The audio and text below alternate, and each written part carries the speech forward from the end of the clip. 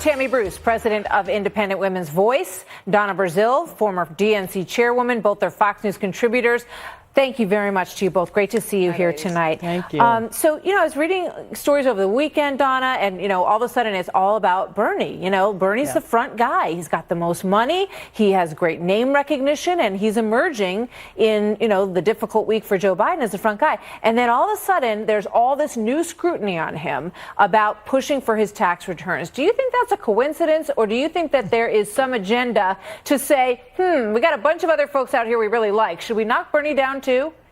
Oh, first of all, Senator Sanders never took the keys out the car. He kept the engine running, not only after his defeat in 2016, but in helping Democrats and young people and others prepare themselves to run in 2017, 2018. So I'm not surprised that there's a lot of support for Bernie Sanders, not just among Democrats, but probably independents as well. Are you happy about that? Do you like seeing Bernie in that top spot? Because there was a lot of competition between Hillary Clinton and Bernie Sanders, Donna. Well, let me just be very blunt. I am a at-large member of the Democratic National Committee. I don't have a favorite. I like them all. I wish them all the best. That's not what they said last time. Early. Everybody said last time you guys did have a favorite, and it was definitely Hillary Clinton. So that's changed. I know what I did, and honestly, I did not support a candidate. I haven't actually supported or worked for a candidate since Al Gore.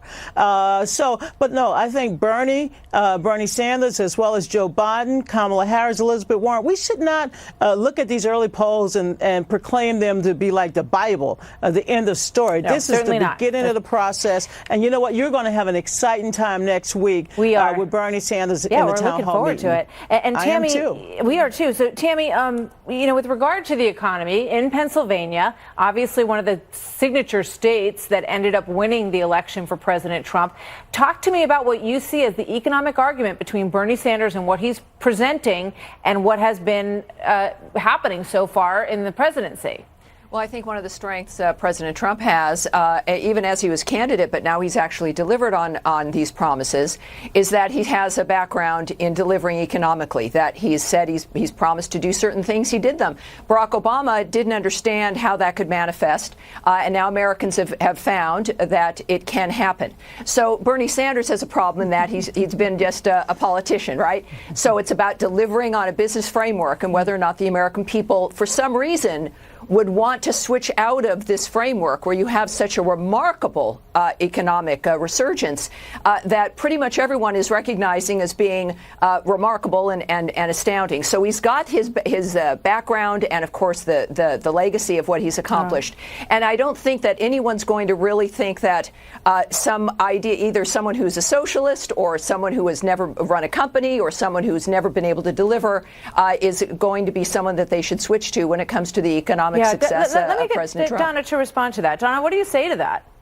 Well, I'd say to Tammy and everyone, when Barack Obama found himself digging out from the recession, many of my conservative friends kept saying these jobs are not real. Well, the truth is a job is a job, and not all of them pay as well as we want them to. Bernie Sanders and many of the Democrats are advocating for those who've been left behind, those who want a fair shot, those who want to earn a living wage. There's no inconsistency with what Bernie Sanders is saying, but what Barack Obama said in the past, and what Democrats will be fighting for in 2020. The comeback is going to be that, most of these jobs, in fact, the biggest group that has benefited are people who only have a high school diploma. And many of them are the people who fall into the category that you talked about. There's a couple other things I want to get to, because since I have both of you here tonight, and this is for you, Tammy. I want you to respond to the charge from Pete Buttigieg, the South Bend mayor, against Mike Pence when it comes to supports from evangelicals for the current administration. Watch this. And that's the thing I wish the Mike Pences of the world would understand. That if you got a problem with who I am, your problem is not with me. Your quarrel, sir, is with my creator. Tammy, what do you think? Well, it was odd. It was unprovoked. It was sanctimonious for the gay individuals who know the vice president. They know he's not a homophobe or isn't out to get people. He's not out to get Mayor Pete or anybody else. It has been a slander on the vice president because I think what we've seen usually are attacks on people of faith, this presumption that evangelicals or others are automatically homophobes, or the need, which is unfortunate, to create straw men in which then to knock them down. So I think will be seen as an act, and I think it will wear thin. Most Americans, I think, like the vice president very much, and his history, or what has been portrayed as his history by certain gay activists and the Democrats, is false. Right. I think that that's pretty clear, and it's unfortunate for a gay man who's running in this kind of position to once again set up a victimhood framework when we can compete on the issues and the issues alone.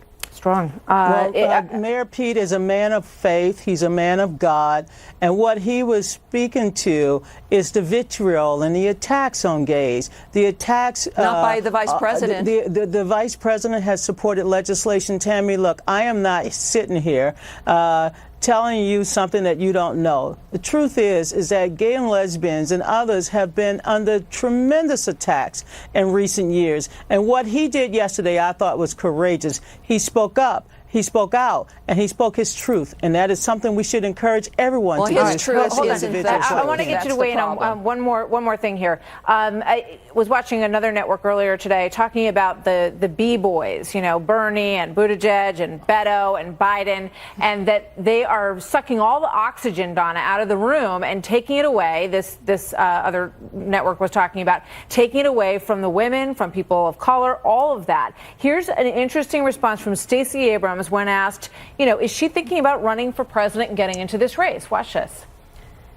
Running for president had not been on my timetable this quickly, but the energy and, again, the passion that I'm feeling means that I have to give it serious consideration. Do you think, I want to get your reaction to that, but I also want to know, Donna, do you think that the media in general has been sort of favoring these other guys? Yes, that's a simple answer, and we see it in the coverage. But you know what?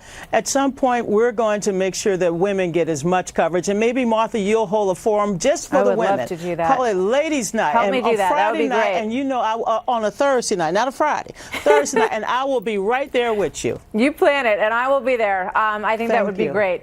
Thank you so much to you both. Tammy Bruce, Donna Brazile, thanks to see you. Thank you. We'll set that up. Thanks, Donna.